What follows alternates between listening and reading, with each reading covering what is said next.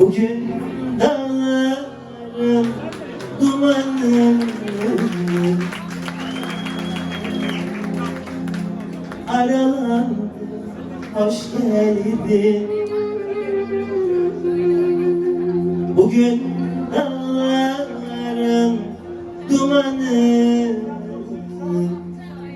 aralandı, hoş geldin. Ah, ışıklar içinde kaldım, yandım efendim. Ah, ışıklar içinde kaldım, yandım efendim.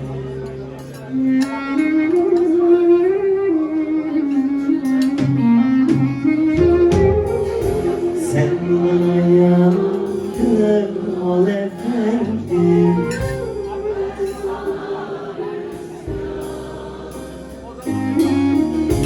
Tutuşsun gün, yansın geceler.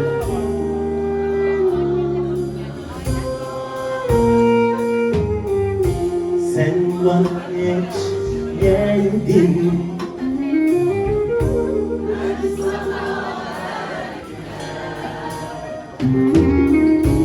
Tutuşsun gün, yansın geceler. Vaktimiz varken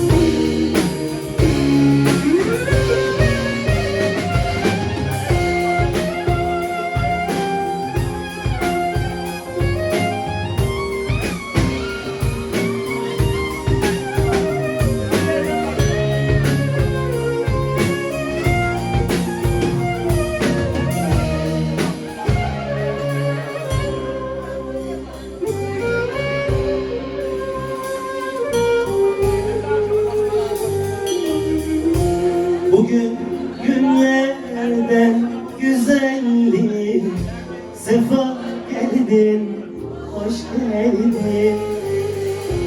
Bugün günlerden güzellik, sefa geldin, hoş geldin. Ah, bu yağmur yalnızlıkmış, dindim efendim. Ah, bu yağmur yalnızlıkmış, dindim efendim.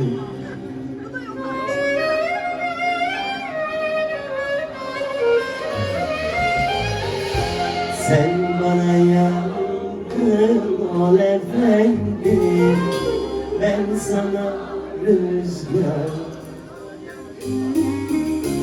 Tutuşsun gün, yansın geceler, zamanımızda. Sen bana geç kaldın, ben sana erken. Tutuşsun gün, yansın geceler, vaktimiz varken. Sen bana yandın ol efendim, ben sana rüzgar. Tutuşsun gün, yansın geceler, zamanımız var. Sen bana geç geldin, ben sana erken. Tutulsun gün, yansın geceler, vaktimizi